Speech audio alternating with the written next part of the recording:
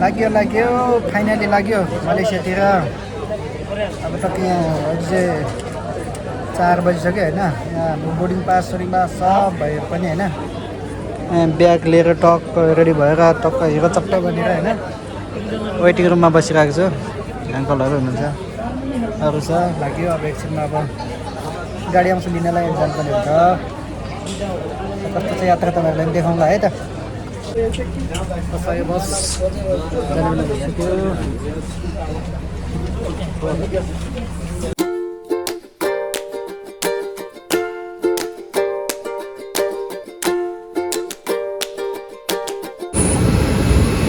के रहेको छ प्लेन यतातिर एउटा छ,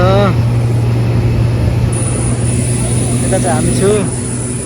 यो हाम्रो लाइन, यो हाम्रो प्लेन। है जाने बेला भइसक्यो, जाने बेला नेपाल छोडेर। हामीलाई चाहिँ फर्काइदियो पछाडिबाट जाने रे हामी चाहिँ ब्याकडोरबाट। के छ काका? ओ काका पुरा सेल्फी हाल्दैछ काका। छोडेर म नेपाल छोडेर by by by by Nepal by by. चढ्ने बेला भयो, चढ्ने बेला।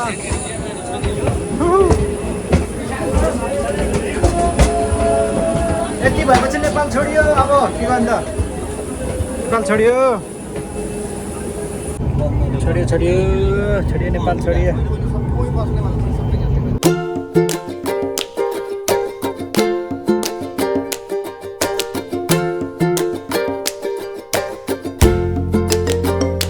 अब सिधै बादलमाथि हामी होइन।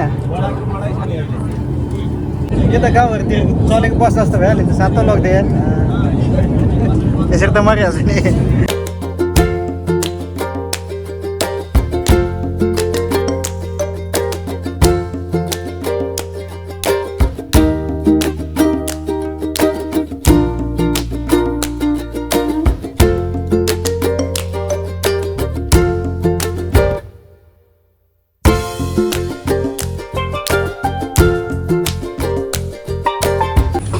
Welcome to Malaysia, welcome.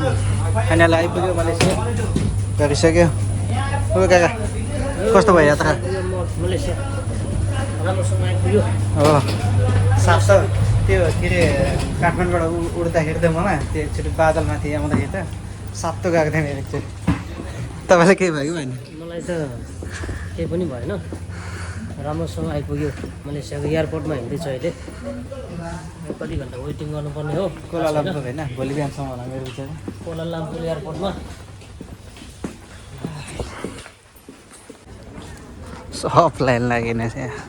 यत्र यत्र झोला बोकेँ, मैले पनि बोकेको छु बोक्नु चाहिँ। यो चाहिँ मलेसियाको कोलालम्पुर एयरपोर्ट।